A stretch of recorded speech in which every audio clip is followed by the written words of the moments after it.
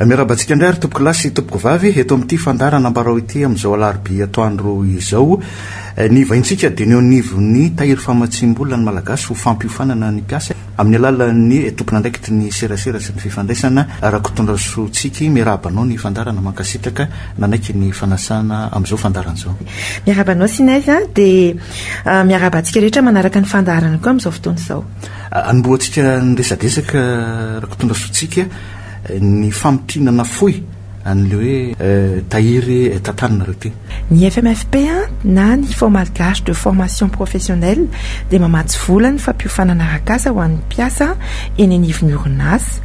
Misy zany ilay latsakemboka izay alohan'ny orinasa aty amin'ny FMFP.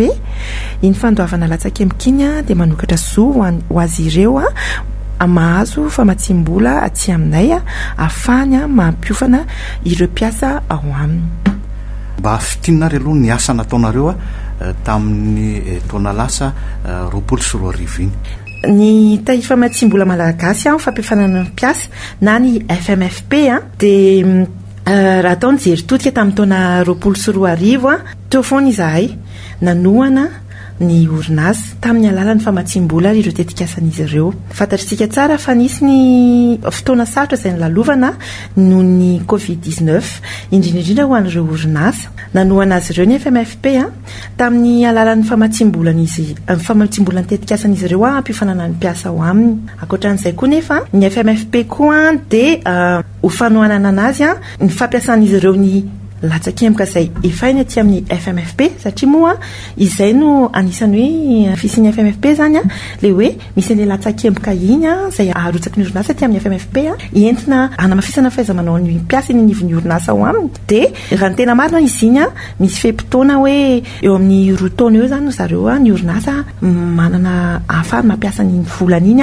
amin'izay tetikasam-piofanana ilainy. Fa satria nisy nandalo fotoa sarotra ireo orinasa izay rahantsika malala dia ho fananohanana azy ireo zany dia nitariny izy iny zany hoe raha tokony 4 volana dia lasa 30 volana ny fehim-potoana ampiasan'ny latsakemboka iny zany ho fampiofanana ny mpiasa. Raha jerena indray hoe nanahoana indray ny vokatra ny fanofanana nandritra ny fotoana iny dia mahavelom-boly ihany satria ny orinasa zany na dia nandalo fotoana sarotra dia tsapa zany fa betsaka no nanaroatra iny fotoana iny ampifanana ny mpiasa ao aminy.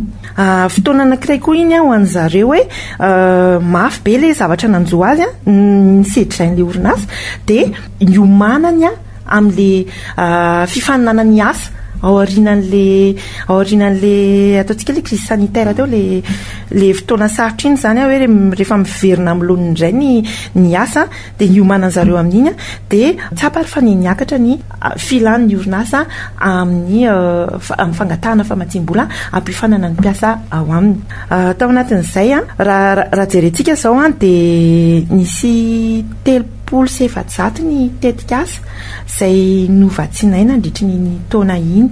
Tao anatin'izany le nteneniko teo hoe nisy ny tetikasa izay manaraka ny filan'ny orinasa manokana zany hoe ny requête d'entreprise individuelle moa ny atsotsika anazy. Izy iny dia le miainga avy amin'ny cotisation an'ny orinasa. Iny zany no anisan'ny betsaka indrindra satria izay le nteneniko teo hoe manaroatra le orinasa zany tena hoe mampakatra ny fahaiza-manao ny mpiasa ao aminy sy le iomanana amin'izay sehatry ny asa izay rehefa vita ny rehefa tena miainga tsara ny sehatr'asa misy azy. Dia ankoatran'izay nefa dia nanao koa izay satria ny FMFP moa isa-taona dia manao antso tetikasa. Io antso tetikasa io zany satria rehefa mandola latsakemboka aty amin'ny FMFP ny orinasa dia manokatra zo azy isitraka famatsim-bola aty amin'ny FMFP dia tombony an'ny orinasa koa izay mandola latsakemboka eto amin'ny FMFP zany hoe ny fotoanan'io antso tetikasa io ahafahan'ny FMFP mami vola fanampiny ireo vola tiany ampiasaina amin'ny fanatanterahana ny tetikasany dia iny le afaka ampitombona hatramin'ny 100 aveny ny vola tiany zareo ampiasaina. Iverenantsika azy rehefa avy eo ramatoa rakotondra sotsika fa iverenako kely le tamin'ny taona lasa 2024 iny inavy ary ireo sehatr'asa vatsinareo ny FMFP vola. Ny sehatr'asa rehetra dia vatsin'ny FMFP vola avokoa. Misy fito izy ireo dia ny 5 amin'izany nosoritan'ny PNEFP ao ny famatsim-bola fampifanana ny mpiasa amin'ny asa vaventy sy ny loharano stratégique na ny BDPRS ozy izy tsika izay. Dia ao koa ny famatsim-bola izay amin'ny sehatr'asa resaka fampirobona ny tontolo ambanivohitra na ny développement rural. Dia misy koa ny fahatelo ny amin'ny sehatr'asa fahatelo izay vatsiana vola dia ny teknolojia anita sy ny serasera na ny teknologie de l'information et de la communication. Dia ny sehatr'asa fahaefatra izay vatsiana vola ihany koa dia ny tontolon'ny lamba, ny akanjo sy ny kojakoja na ny textile, habillement et accessoire. Dia ny fahadimy moa zany dia ny fizahantany sy ny fizahantany sy ny tranom-bahiny ary ny fisakafoana na amin'ilay hoe resaka tourisme, restauration et hôtellerie. Ireo zany no 5 amin'ilay sehatr'asa anankifito izay vatsiana vola, fa le ny sehatr'asa fahaenina sy fahafito dia tsy voasoratra tao anatin'ny PNEFP, fa kosa ny sehatr'asa fahaenina dia sehatra maro lafy na hoe multisectoriel zany no miatsotsika azy. Izy io indray dia fampiofanana ny mpiasa amin'ny industria, ny banky sy ny orinasa fiantohana, ny eny amin'ny microfinance, ny resaka ao anatin'izany koa ny fampianarana, ny kolotsaina sy ny fanatanjahantena. Dia misy ny ataontsika hoe dia izay tsy voatanisa ao anatin'ireo zany dia sokajiana ao anatin'le hoe autre, le autre io sehatr'asa autre io sehatr'asa hafa zany le tena hoe izay tsy voatsinitsika tamin'izy rehetrarehetra reny dia lasa ao amin'io sehatr'asa klasena hoe autre io daholo. Dia misy ny sehatr'asa fahafito farany dia natao an'ireo mpandraraha eo anivon'ny sehatra informel na ho an'ireo mpiasa manana anton'asa marefo.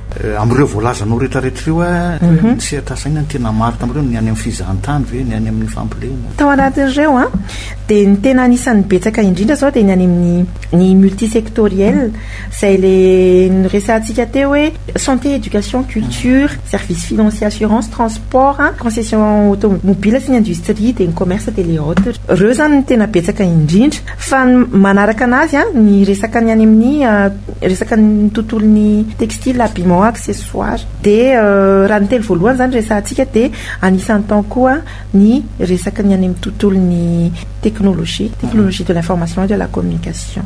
Efa ty amin'ny taona 2024 ary tsika izao raha matoraka tonga sotsika eo anivon'ny FMFP inona no dingana manaraka titik'asanareo amin'izao fiantenany ty taona ty zao.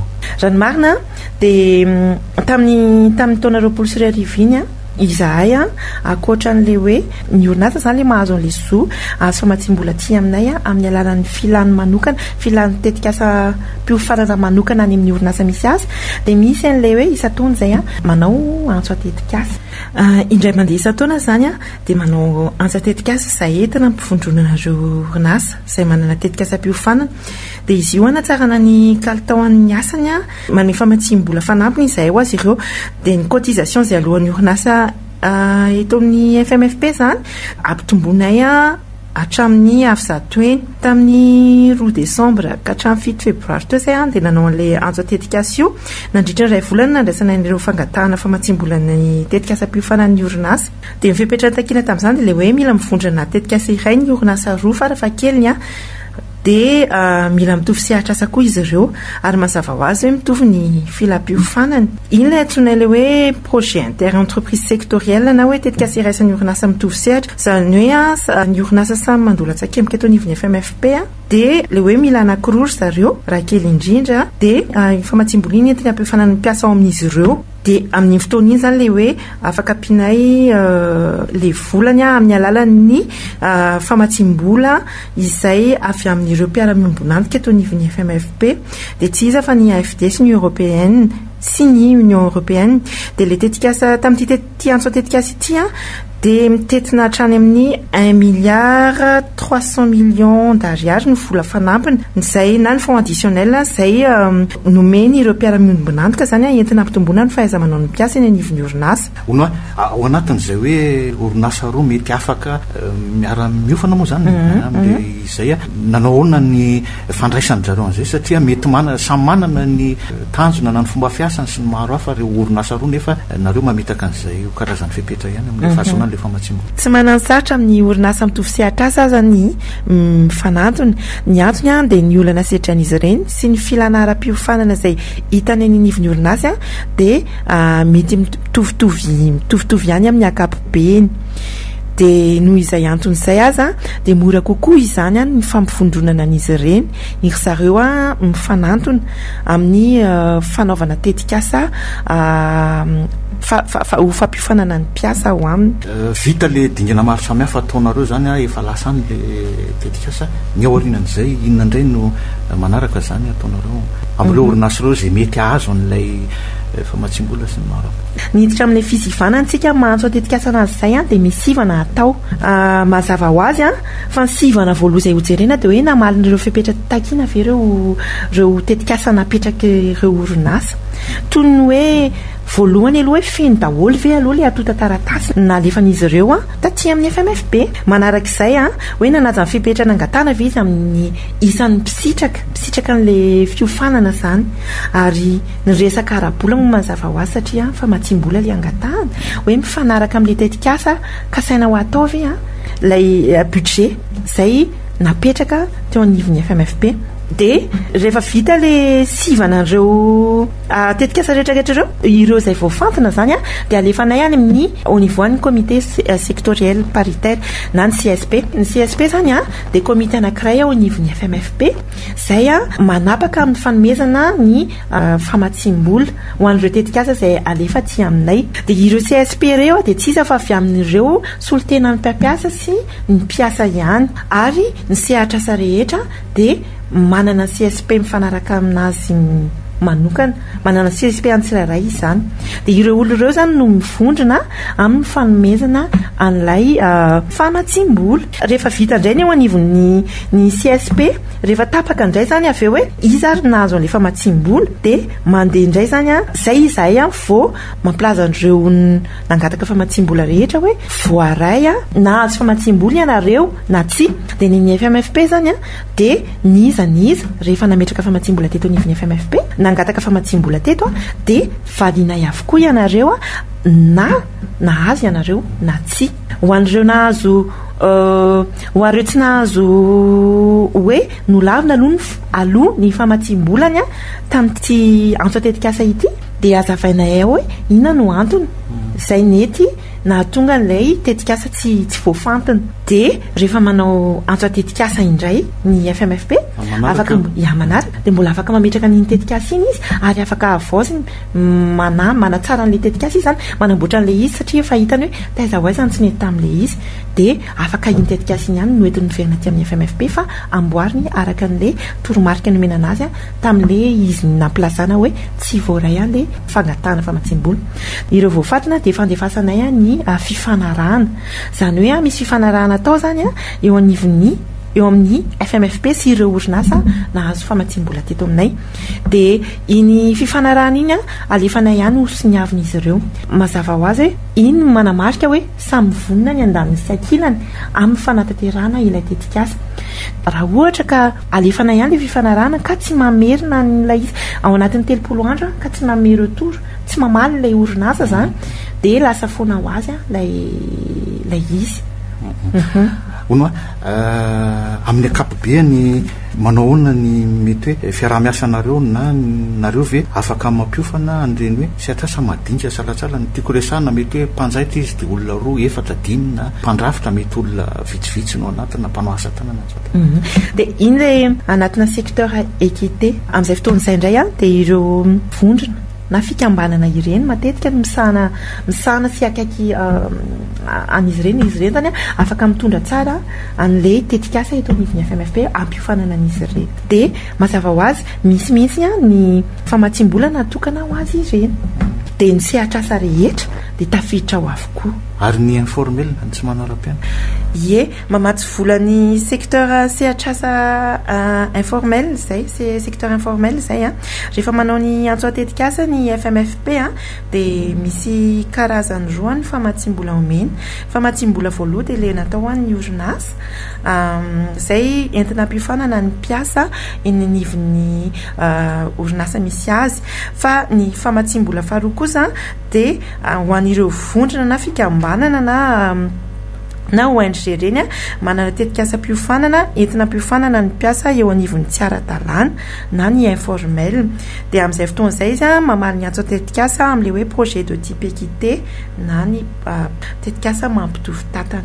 amin'ny tinanan'izay voalaza rehetra izay mamaraparana ny fandarantsika raha tonga sotsika na nisy tianareo mbola ambara nefa tsy nametrarana fanontaniana. Ivona fa ao anatin'ny dingana rehetra amin'ny fangatana famatsim-bola eto anivon'ny FMFP dia afaka mangataka fanampiana aty aminay avokoa ireo izay mila izany.